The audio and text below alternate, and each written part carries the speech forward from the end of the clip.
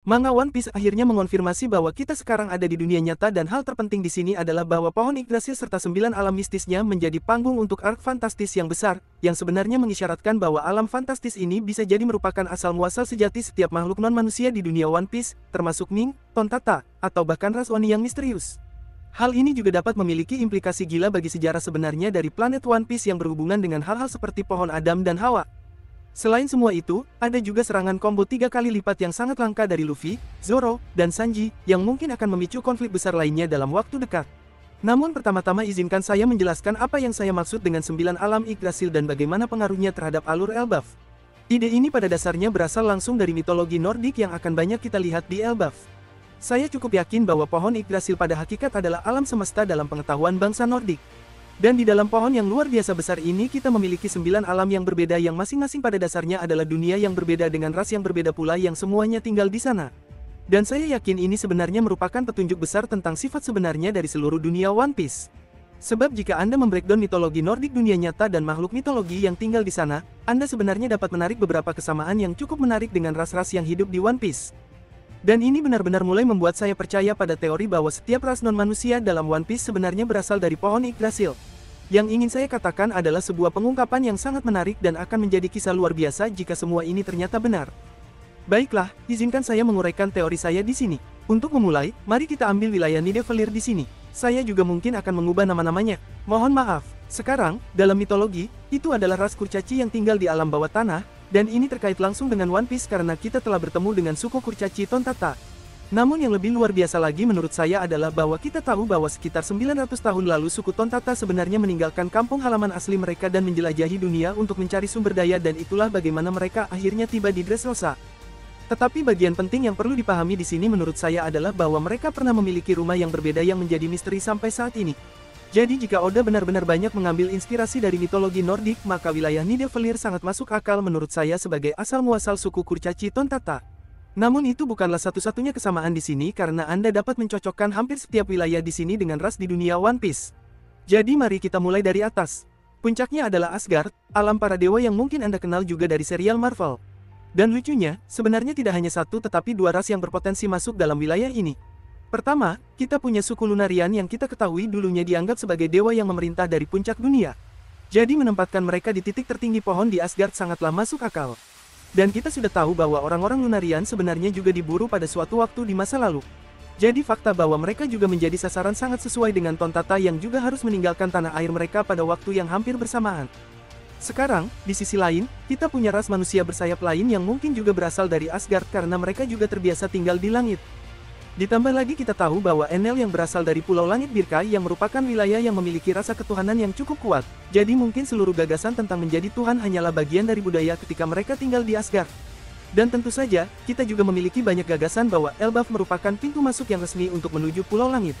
Jadi kita lihat apakah itu benar-benar terjadi. Setelah negeri para dewa sejati, kita sekarang menuju ke wilayah yang semacam wilayah para dewa di Vanaheim. Wilayah ini adalah wilayah yang paling sulit untuk dicocokkan dengan suatu ras karena penduduk Vanaheim pada dasarnya adalah dewa kekayaan, kemakmuran, dan alam. Namun yang menariknya, ada beberapa versi mitologi di mana mereka benar-benar dapat melihat masa depan. Jadi dari semua ras di One Piece, saya pikir suku tiga mata kemungkinan besar berasal dari sini karena pada dasarnya mereka adalah ras paling misterius di One Piece. Di sisi lain, suku Ming juga berpotensi menyebut Vanaheim sebagai rumah mereka karena mereka jelas merupakan makhluk alam dan mereka juga sebenarnya telah melarikan diri dari suatu tempat pada akhir abad kekosongan lalu menetap di atas punggung Zunisha. Kini kita lanjut ke rumah tradisional raksasa bangsa Nordik yaitu Jotunheim. Baiklah, yang ini sedikit misterius karena walaupun secara tradisional ini adalah wilayah para raksasa. Saya sebenarnya berpikir bahwa raksasa normal yang kita lihat seperti Dori dan Brogy berasal dari wilayah Midgard dan saya akan menjelaskan lebih lanjut tentang alasannya sebentar lagi.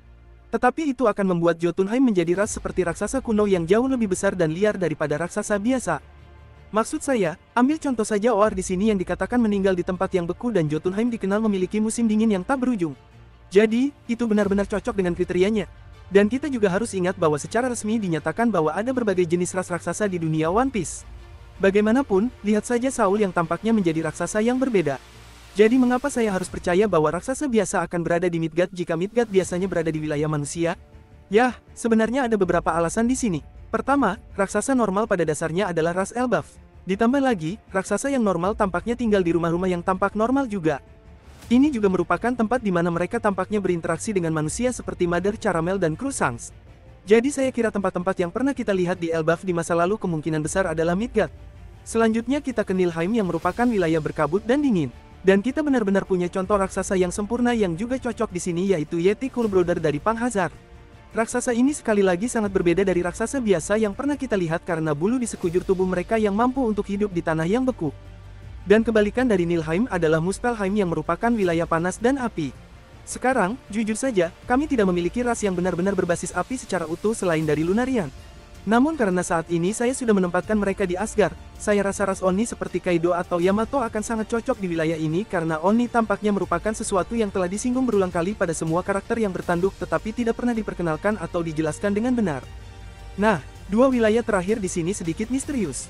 Anda mungkin memperhatikan bahwa saya melewatkan Alfheim dan Helheim, dan itu karena kedua tempat ini memiliki lebih banyak misteri daripada hampir semua wilayah lain dalam mitologi Nordik. Pertama, Alfheim disebut-sebut sebagai rumah bagi para peri cahaya, tetapi kita belum pernah benar-benar melihat ras peri ada di One Piece sebelumnya. Tapi disinilah saya benar-benar bersemangat, tentu saja itu tidak berarti kita tidak akan melihatnya dan karena kita sudah punya kurcaci, raksasa, dan begitu banyak makhluk fantastis lainnya, saya pribadi akan sangat senang jika kita diperkenalkan dengan ras peri di beberapa titik untuk melengkapi daftar makhluk mistis klasik. Jadi yang ingin kukatakan adalah kita mungkin akan melihat peri dalam arc peri. Sekarang yang tersisa adalah Helheim. Di bagian bawah pohon Yggdrasil di sekitar akar yang seperti tersirat dari namanya pada dasarnya adalah neraka atau tanah orang mati. Jadi menurutku tidak ada ras tertentu yang awalnya menyebut tempat ini sebagai rumah mereka, tetapi jika itu benar-benar ada di Elbaf mungkin ada beberapa hal yang sangat keren dengan dunia bawah yang bisa dilakukan Oda. Nah, itu dia semua wilayahnya. Namun Anda mungkin memperhatikan bahwa ada satu ras utama yang sama sekali tidak saya sebutkan. Yah, tentu saja itu adalah ras manusia ikan. Dalam hal ini akan saya bahas lebih lanjut dalam beberapa saat lagi bagaimana hubungan mereka antara pohon Adam dengan pohon Hawa melalui sinar matahari. Itulah dasar-dasar dari dunia ini, dan saya ingin kalian memahami pentingnya semua ini di sini karena jika Elbaf dan pohon Yggdrasil benar-benar merupakan rumah asli dari semua ras yang ada di One Piece maka pikirkan saja semua pengetahuan, sejarah, dan informasi luar biasa yang bisa kita dapatkan selama alur cerita ini. Serius, kita jadi bisa mengetahui mengapa manusia yang menguasai dunia, kenapa bukan ras lain. Kita bisa belajar mengapa ada begitu banyak makhluk yang luar biasa besar seperti Raja Laut dan bahkan gajah super seperti Zunisha. Kita bahkan bisa mengetahui mengapa Nika dan Joy Boy terhubung dengan semua ras ini dan saya benar-benar harus memuji Oda di sini jika semua ini memang benar adanya. Karena semua di luar implikasi pengetahuan, pohon Yggdrasil dengan 9 alam hanyalah cara yang sangat keren untuk menyusun seluruh alur cerita. Karena seperti halnya alur cerita lainnya, lanskap dan geografi pulau sebenarnya memainkan peran besar dalam membentuk narasi keseluruhan alur cerita. Maksudku dia tahu bahwa geografi adalah segalanya. Maksudku coba pikirkan Wano, tempat yang dipisahkan menjadi beberapa bagian benua yang memungkinkan para samurai membangun pemberontakan mereka. Atau Water Seven tempat di mana pulau yang tenggelam juga memainkan peran besar. Namun untuk membawa semua ini kembali ke Elbaf, jika kita benar-benar memiliki pohon Yggdrasil dengan 9 alam terpisah, maka Anda hanya perlu membayangkan bahwa Oda akan menggunakan sebagian besar wilayah ini sebagai bagian dari struktur alur ini. Dan maksudku karena kita sedang berteori di sini maka mari kita menjadi sedikit gila. Bagaimana jika misalnya berbagai kru topi jerami dipisahkan ke wilayah berbeda untuk menyelesaikan tugas tertentu guna memajukan alur cerita? Tahukah Anda, mungkin ada semacam mini-boss atau semacam bagian dari puzzle yang harus ditemukan di setiap wilayah yang berbeda. Dan jika itu benar, maka tentu saja kita harus berspekulasi wilayah mana yang menurut saya seharusnya dikunjungi oleh masing-masing kru topi jerami. Pertama, Luffy jelas akan pergi ke tanah para dewa Asgard, karena ia dikenal selalu mengalahkan para dewa di sepanjang cerita. Di sisi lain, masuk akal bagi Brook untuk berada di Helheim karena alasan yang jelas. Kini Franky sedikit menjadi tanda tanya meskipun satu-satunya hubungan yang jelas ia miliki dengan salah satu wilayah adalah wilayah Nidavellir di mana ia bisa melihat semua kreasi fantastis para kurcaci. Tetapi Usopp juga memiliki hubungan kuat dengan para kurcaci. Akan tetapi jika Usopp benar-benar akan menjadi pejuang lautan yang pemberani saya pikir mengirimnya ke wilayah Jotunheim adalah keputusan yang sangat masuk akal, karena wilayah itu akan menjadi wilayah dengan para raksasa yang paling besar. Selanjutnya yang mengunjungi wilayah Nilfheim adalah Jinbe yang mungkin merupakan koneksi terburuk tetapi saya tidak dapat menemukan tempat yang lebih baik lagi untuk jurumudi topi jerami itu. Lalu saya bisa melihat Sanji berakhir di Vanaheim karena wilayah itu paling berhubungan dengan makanan di alam, dan kemudian Nami mengunjungi peri cahaya di Alfheim. Atau sebenarnya sekarang pikirkanlah tentang hal ini, mungkin Sanji pergi mengunjungi para peri karena yang saya maksud adalah wanita peri dan Sanji tampaknya sangat cocok. Robin di sini jelas akan pergi ke tempat di mana sahabat lamanya berada, Saul menurut saya kemungkinan besar berada di Midgard. Sehingga pada dasarnya hanya menyisakan Zoro untuk berjuang melewati api dan Oni di wilayah Muspelheim. Kini hanya menyisakan satu pertanyaan besar bagi Chopper, kemanakah dia akan pergi? Nah, Karena dia tampaknya sudah hilang di chapter ini, saya bertanya-tanya apakah hilangnya dia akan menjadi alur cerita utama di sepanjang cerita. Maksudku di sisi lain itu akan sangat lucu jika raksasa Elbaf memperlakukan monster Point Chopper sebagai semacam dewa atau dewi karena mereka juga sudah menyebut beberapa hewan besar lainnya sebagai dewa.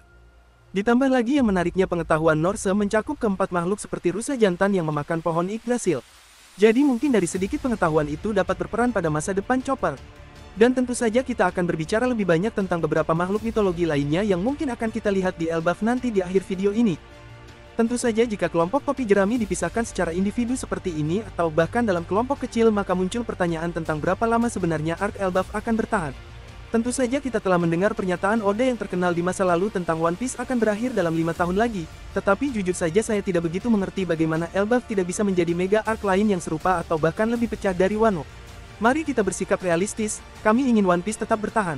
Maksudku alur cerita ini benar-benar telah disinggung akan lebih lama daripada alur cerita lainnya kecuali arc Pulau Manusia Ikan.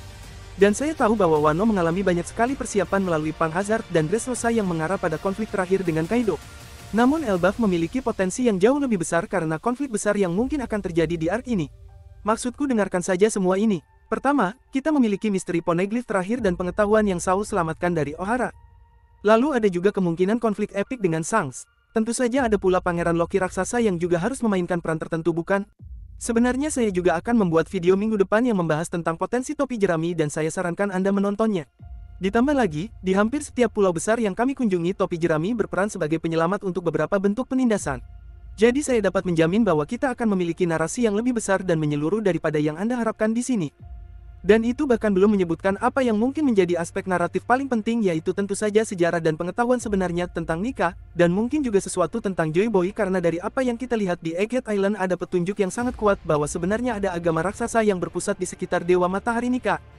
Kendati demikian, ada beberapa petunjuk yang menunjukkan bahwa agama Nika sebenarnya bukanlah kepercayaan yang paling dominan di seluruh Elbaf, sebab di chapter ini kita melihat bahwa para raksasa di sini tampaknya menyembah Dewa Kelinci dan bahkan memasang mahkota pada kucing raksasa ini. Dan terlebih lagi, sejak awal kita tidak tahu banyak tentang Pangeran Loki, tetapi dari sedikit yang telah kita lihat tentangnya, dia tidak tampak seperti seseorang yang mengikuti kepercayaan pada kebebasan dan kegembiraan. Jadi saya tidak bisa membayangkan kalau kepercayaan pada Nika itu seperti jenis agama yang hilang atau tersembunyi di Elbaf yang pada dasarnya hanya dianut oleh sedikit orang. Hal ini mungkin menjadi persiapan sempurna bagi Luffy untuk datang dan menyelamatkan para raksasa lalu pada dasarnya memulihkan kepercayaan pada dewa asli mereka yang kemudian bisa mengarah pada petunjuk lebih lanjut tentang siapa Nika itu dan apa yang terjadi pada Dewa Matahari itu serta bagaimana mereka terhubung dengan Elbaf. Setidaknya itulah yang secara pribadi saya sukai saat melihat orang lain ingin alur kilas balik Nika.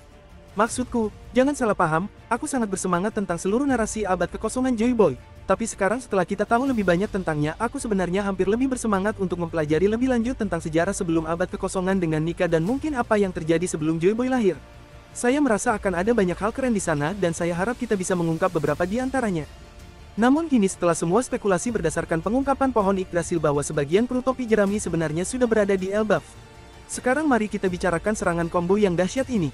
Maksudku, lihatlah itu. Itu sungguh luar biasa, dan saya tidak bisa cukup menekankan hal ini. Ini adalah momen super langka di mana kita bisa mendapatkan ketiganya menggabungkan kekuatan mereka dalam satu pertarungan.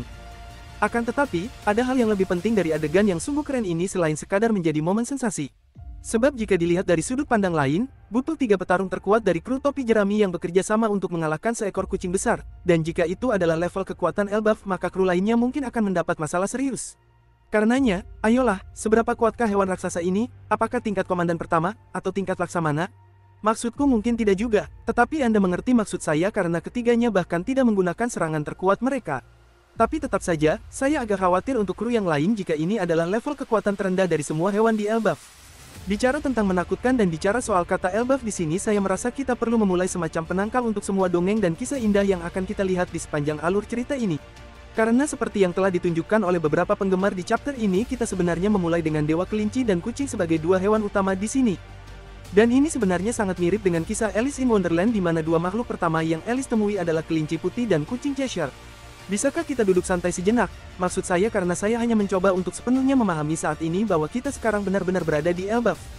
Dapatkah Anda bayangkan kita telah menunggu hampir 1000 chapter sejak pulau ini pertama kali disinggung. Jadi berada di sini sekarang sungguh luar biasa. Aku masih ingat saat Whole Cake Island atau Wano dimulai dan sekarang kita sudah ada di sini seperti terasa mimpi saja. Dan tentu saja masih banyak pertanyaan lain yang berputar-putar di kepala saya saat ini seperti apa yang terjadi dengan bangunan Lego ini. Maksudku ini aneh, meski itu Lego untuk raksasa tetapi untuk beberapa alasan raksasa dalam chapter ini tampak seperti biasa saja meski kita telah melihat bangunan raksasa lain yang lebih menyerupai kabin kayu Viking klasik. Jadi ini mulai membuat saya bertanya-tanya apakah seluruh tempat ini berada di bawah semacam sihir, atau mantra yang telah mengubah tempat ini menjadi negeri fantasi Lego. Karena tentu saja tidak seluruh wilayah Elbaf akan dibangun langsung dari Lego bukan? Maksudku secara pribadi aku berharap itu keren tapi juga sedikit aneh. Dan berbicara soal sihir, jika benar-benar ada 9 alam di Elbaf, maka salah satu pertanyaan terbesar saya tentu saja bagaimana semuanya saling terhubung? Apakah mereka semua benar-benar hanya bagian dari pohon besar yang kita lihat di latar belakang dan Anda dapat menjangkaunya dengan semacam jembatan, mungkin seperti jembatan Bifrost Pelangi? Atau apakah wilayah tersebut sebenarnya terhubung secara ajaib, dan Anda harus melewati semacam portal atau gerbang untuk benar-benar mencapai wilayah lainnya? Maksudku itu setidaknya menjelaskan bagaimana Luffy dan kelompoknya bisa pergi ke Elbaf jauh lebih cepat dari Dory dan Brogy serta kru topi jerami lainnya yang entah bagaimana masih dalam perjalanan menuju pulau itu di tengah lautan. Namun mari kita kembalikan hal ini ke pohon di sini karena Yggdrasil telah terkonfirmasi di chapter ini.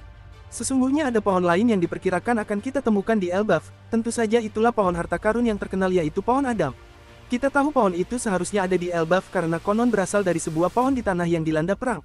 Kita tahu itu kemungkinan besar adalah tanah negeri Elbaf karena kayunya diduga berasal dari pohon di negara yang dilanda perang yang kurang lebih sama dengan cara Elbaf dideskripsikan. Jadi pertanyaannya adalah apakah Yggdrasil sama saja dengan pohon Adam? Atau apakah pohon Adam merupakan pohon terpisah yang mungkin kita temukan di tempat lain dalam kehidupan? Itu pertanyaan yang cukup bagus, tetapi jika benar-benar ada di Elbaf, saya cukup yakin bahwa kita akan dapat melihatnya karena hubungannya dengan Tol Sansuni yang terbuat dari kayu Adam. Jika Anda ingat, Franky membeli kayu Adam di pasar gelap yang mungkin itu dia beli dari Stussy.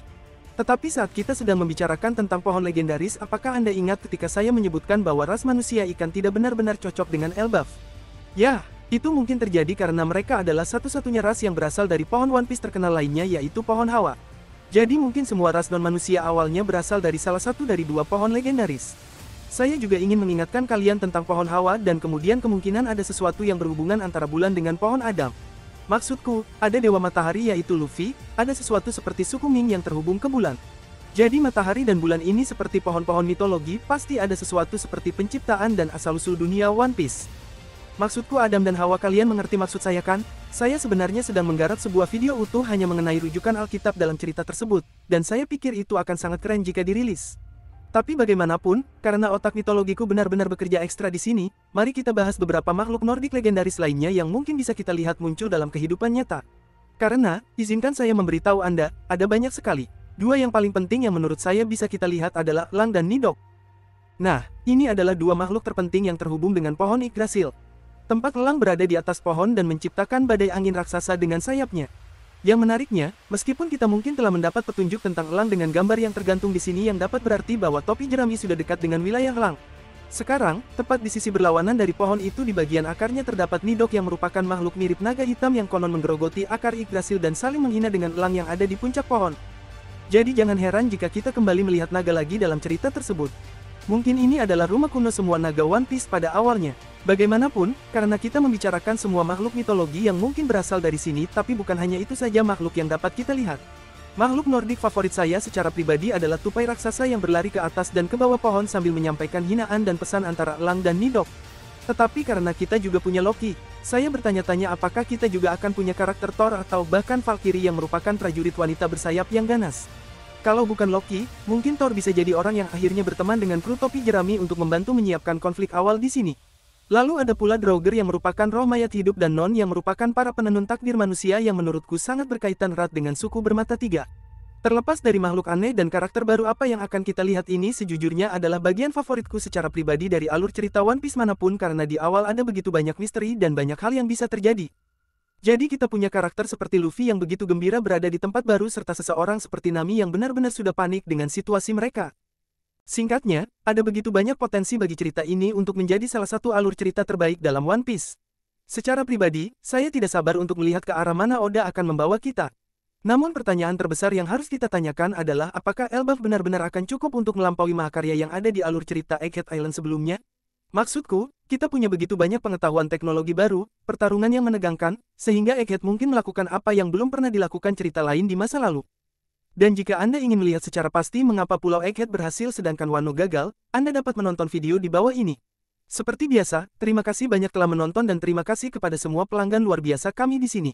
Jika Anda juga ingin mendukung saluran ini dan semua proyek keren dan spesial yang kami lakukan di sini, termasuk semua karya seni kami dan juga beberapa konten eksklusif, lihat saja di sini dan bantu dukung apa yang kami lakukan di sini.